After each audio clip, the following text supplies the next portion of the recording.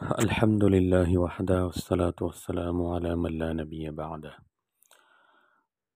بے فاسد کے احکامات ذکر کر رہے تھے، پہلا حکم اور اس کے تحت جتنی بھی وضاحتیں تھی وہ ہو گئی۔ دوسرا حکم جو ہم نے شروع کیا تھا وہ خریدار کا قبضہ ہو جانے کے بعد ثابت ہونے والے اثرات۔ اس کے تحت پچھلے درس میں 3 مسائل بیان کیے تھے۔ آج اس حکم کے تحت 3 مسئلے اور بیان کریں گے۔ سب سے پہلا مبی، یعنی جس چیز کو بیچا جا رہا ہے اس میں تصرف کرنے سے خریدار کا قبضہ ہو جانا۔ اگر بے فاسد کی صورت میں بیچنے والے نے خریدار کے حکم سے اس چیز میں ایسا تصرف کر لیا جس کے بعد اس چیز کا نام اور اس کی جو سابقہ حیت، کیفیت اور افادیت ہے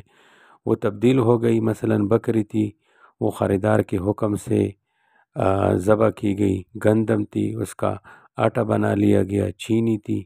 اس کو خریدار کی دوسری مملوکہ چینی کے ساتھ اس طرح خلط کر لیا گیا کہ اب الگ کرنا ممکن نہ رہا، تو اب فروخت کرنے والے کے ان جیسے تصرفات سے بھی خریدار کا قبضہ ثابت ہو جاتا ہے، کیونکہ اس صورت میں بیچنے والے نے خریدار کے حکم سے جو کام انجام دیے ہیں یہ ایسے کام ہے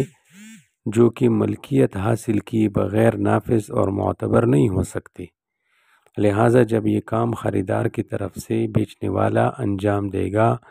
تو اس سے پہلے یہ ماننا پڑے گا کہ خریدار نے اس چیز کا قبضہ اور ملکیت حاصل کر لی ہے، لہٰذا خریدار کا قبضہ خود بخود وجود میں آئے گا اور اس چیز کا ضمان، تاوان اور رسک بھی خریدار کی طرف اسی وقت منتقل سمجھا جائے گا۔ اس اصول کے روح سے مثلا فقہ کی اصطلاح میں اسے قبضہ التزامی اور بعض اوقات قبضہ حکمی بھی کہا جاتا ہے۔ اب بات یہ کر رہے تھے کہ اس اصول کی روح سے مثلا اگر زید نے کاٹن کی مصنوعات کی ایک فیکٹری سے کاٹن کی کچھ مقدار خریداری کی اور خریداری شرعی لحاظ سے فاسد معاملہ کی صورت بن رہی تھی، یعنی فاسد معاملہ جو ہے وہ اس کی صورت بن رہی تھی۔ اب اس کے بعد زید نے فیکٹری کے منتظمین کو حکم دیا کہ میری خریدی ہوئی کاٹن سے کپڑا بنایا جائے، تو اس صورت میں جب کپڑا بن جائے، فیکٹری والے کپڑا بنائیں تو یہ کپڑا بھی زید کا ہوگا، اور اگر کاٹن جس سے کپڑا بنا ہے اس پر بھی زید کا قبضہ حاصل شدہ مانا جائے گا، لہٰذا اس کے بعد اگر یہ کپڑا ضائع ہو جائے، یہ بات کر رہے تھے نا کہ یہ کاٹن جس سے کپڑا بنا ہوا ہے اس پر بھی زید کا قبضہ جو ہے حاصل شدہ مانا جائے گا، تو اب اگلی بات یہ ہے کہ اس کے بعد اگر یہ کپڑا ضائع ہو جائے گا تو زید کے مال میں سے یہ ضائع ہوگا۔ زید یہ نہیں کہہ سکتا کہ میں نے تو فاسد معاملے کے تحت کاٹن کا سودا کیا تھا اور قبضہ نہیں کیا تھا، لہٰذا اس کا ضمان میرے اوپر نہیں ہوگا، نہیں، تو یہ اسی کے مال میں سے شمار کیا جائے گا، اسی کے مال میں سے ضائع شمار ہو جائے گا۔ تو امید ہے پہلا مسئلہ سمجھ آیا ہوگا۔ دوسرا مسئلہ جو ہے وہ ہے خریدار کا قبضہ درست ہونے کے لیے بیچنے والے کی اجازت ضروری ہے۔ بے فاسد میں خریدار کا قبضہ کرنے سے اس کی ملکیت تب ثابت ہوگی جب اس نے بیچنے والے کی اجازت سے اس چیز پر قبضہ کیا ہو، البتہ اگر اسی مجلس میں جس میں معاملہ ہوا تھا قبضہ کر لیا ہو تو اس کے لیے الگ سے اجازت ملنے کی ضرورت نہیں،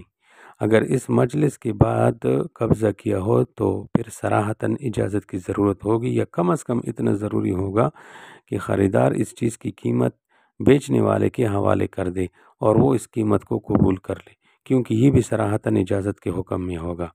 اگر اس طرح کی اجازت کے بغیر خریدار نے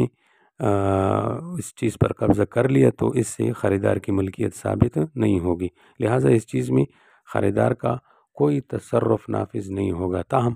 اس صورت میں بھی اگر یہ چیز ضائع ہو جائے تو غاصب ہونے کی وجہ سے خریدار پر اس کی جو ہے وہ تاوان ضمان کی ادائیگی لازم ہوگی۔ یہ 2 مسئلے ہو گئے۔ تیسرا مسئلہ وہ ہے بے فاسد میں خریدار کے تصرفات کی شرعی حیثیت۔ اب بے فاسد میں خریدار کے قبضے کے بعد اس کی ملکیت تو ثابت ہوگی، لیکن یہ شرعی لحاظ سے قابل استعمال ملکیت ہوگی یا نہیں ہوگی؟ تو یاد رکھنا یہ شرعی لحاظ سے قابل استعمال ملکیت نہیں ہوگی، کیونکہ یہ ایک ناجائز طریقے سے حاصل کی گئی ہے، لہٰذا خریدار کے لیے اس چیز کا کوئی بھی استعمال جائز نہیں ہوگا، بلکہ ملکیت ثابت ہونے کے باوجود اس پر لازم ہوگا کہ اس معاملے کو ختم کر کے یہ چیز بیچنے والے کو واپس دے اور اسے اپنی رقم لے، اور اگر یہی چیز لینی ہی ہے تو پھر سرے سے نیا معاملہ کرے، تاہم چونکہ خریدار جو ہے وہ قبضہ کرنے کے بعد قانونی طور پر مالک بن جاتا ہے، لہٰذا اگر وہ کوئی مالکانہ تصرف کرتا ہے تو وہ تصرف شرعاً نافذ اور معتبر ہوگا، لہٰذا اگر خریدار آگے پھر یہ چیز بیچ دے یا کسی کو بطور ہبہ یعنی بخشش دے تو آگے لینے والا اس چیز کا مالک بن جائے گا۔ اسی طرح جو ہے دوسرے خریدار کے لیے اس چیز کا استعمال بھی جائز ہو جائے گا۔ تو یہ جو ہے دو بے فاسد کے تحت دو حکم اور اس کے اندر کچھ مسائل ذکر ہو گئی۔ اب حکم نمبر 3 کو پھر آگے ذکر کریں گے اور اس کے تحت بھی کچھ وضاحتیں ہیں وہ بھی کریں گے انشاءاللہ۔